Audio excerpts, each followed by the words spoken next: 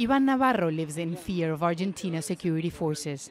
They picked up the teenager and his friend last year near his slum home in Buenos Aires.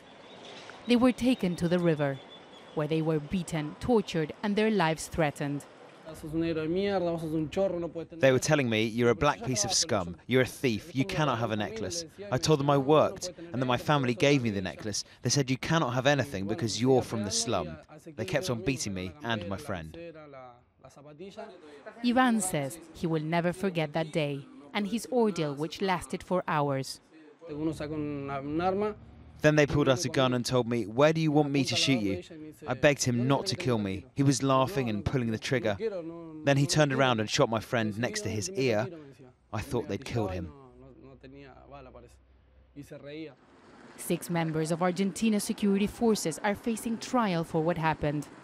Their story became well known because they collaborate with a magazine produced in the slums. The same magazine showed this video a few weeks ago, where an 8-year-old boy was detained by the police. The magazine says his rights were violated. It is in poor places like this one where most of the victims of Argentina's security forces live in. They're often young and vulnerable. Human rights groups say that beatings and arbitrary detentions have become a common thing here.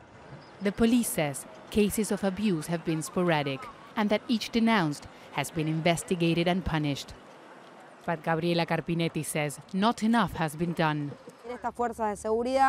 This has been going on for years because during the previous administration, the government deployed thousands of security forces that were not well trained to respect human rights.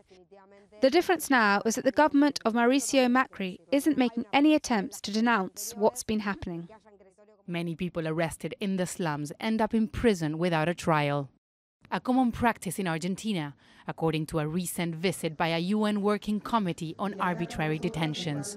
The possibility to arrest on the basis of a suspicion of a crime is widely used towards those in situations of vulnerability, like street children, members and leaders of indigenous communities, immigrants, and LGBTI persons. Ivan didn't end up in prison, but says he's scarred for life. He's vowing to continue denouncing what happens in the slums of Buenos Aires, where many don't have a chance to speak up. Teresa, Al Jazeera, Buenos Aires.